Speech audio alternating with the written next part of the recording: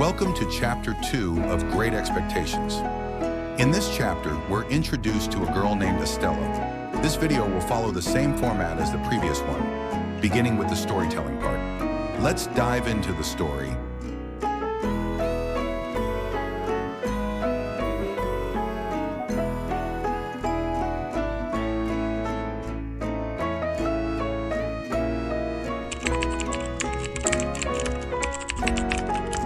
Mr. Wopsel's great aunt ran an elementary school in the village. The classes were held at night.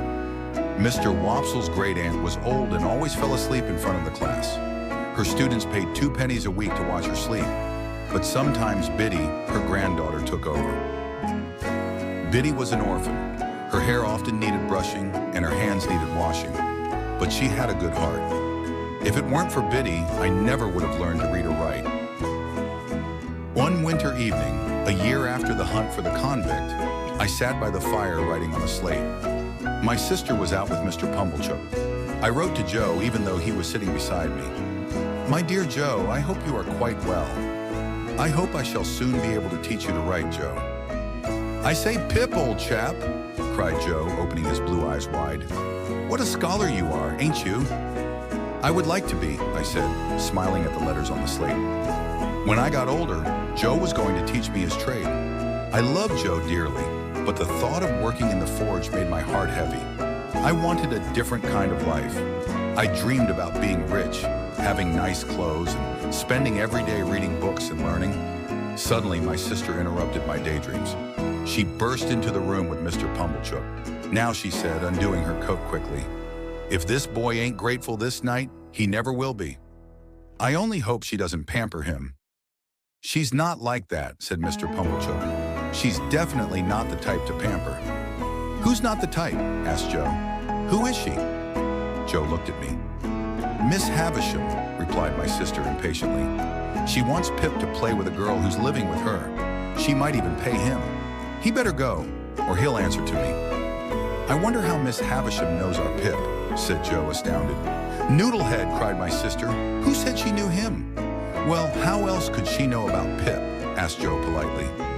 Our dear Uncle Umblechook is a neighbor of hers, began my sister. Perhaps she asked him if he knew a boy just like Pip. And then our thoughtful, kind Uncle Pumblechook mentioned this boy. My sister waved a hand in my direction. Mr. Pumblechook puffed out his chest and stared up at the ceiling. He was proud that he knew Miss Havisham. This boy could earn a fortune by going to Miss Havisham's. He should be grateful, said my sister. I wasn't grateful at all.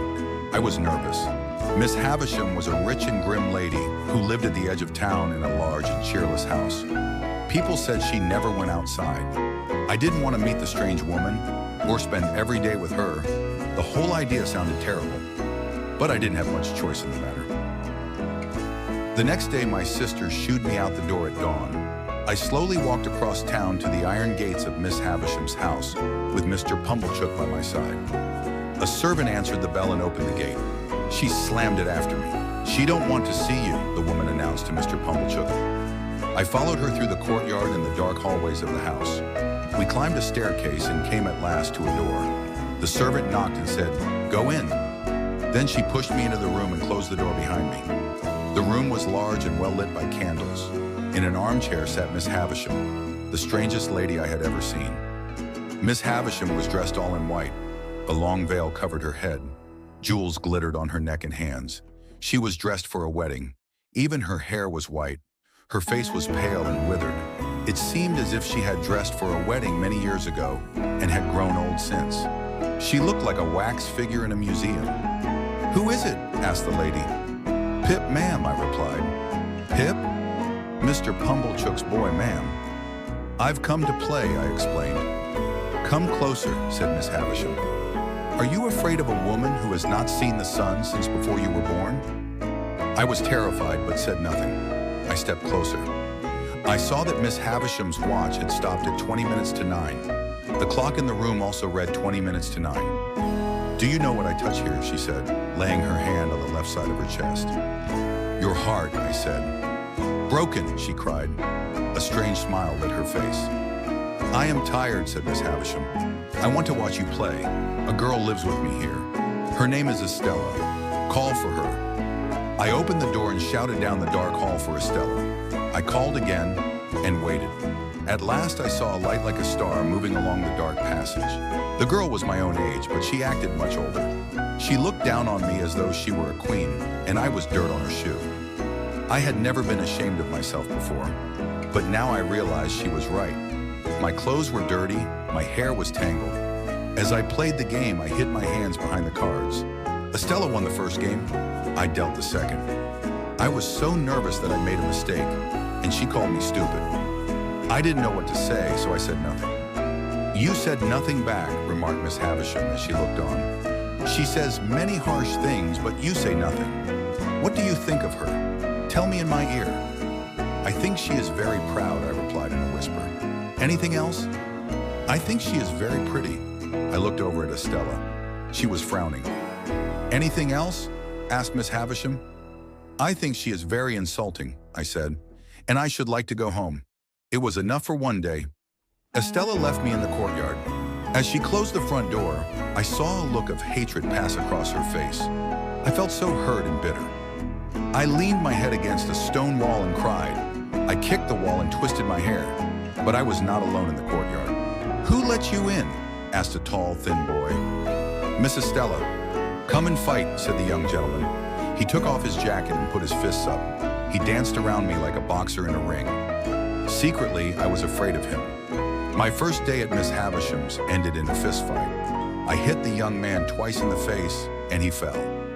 "That means you have won," he said calmly. He seemed so brave and innocent. I didn't feel as if I had won. My heart was heavy. I knew cruel Estella would make my visits unbearable.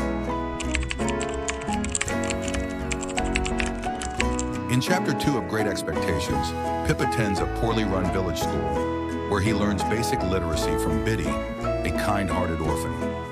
Dreaming of a better life, Pip is unexpectedly invited to visit Miss Havisham, a wealthy recluse, to play with her adopted daughter Estella. Dressed in decayed wedding attire, Miss Havisham introduces Pip to the beautiful but scornful Estella, who mocks his humble background, leaving him feeling humiliated and ashamed. This experience plants in Pip a longing for self-improvement and social acceptance, a feeling intensified after an unexpected fistfight with a young gentleman at the estate. In Chapter 2 of Great Expectations, we learn powerful lessons through Pip's experience at Miss Havisham's house. First, social class shapes self-image. Estella's scorn makes Pip feel ashamed of his humble background, showing how others' judgments can affect how we see ourselves. Second, not everyone treats us kindly, as Estella's cruelty teaches that some people judge unfairly. Emotions are also complex. Pip's mixed feelings for Estella remind us that attraction and resentment can coexist. Finally, our surroundings shape us. The strange world of Miss Havisham plants in Pip a desire for something more, showing how life's challenges can inspire us to grow. That wraps up Chapter 2. Don't forget to like, share, and subscribe. See you in the next chapter.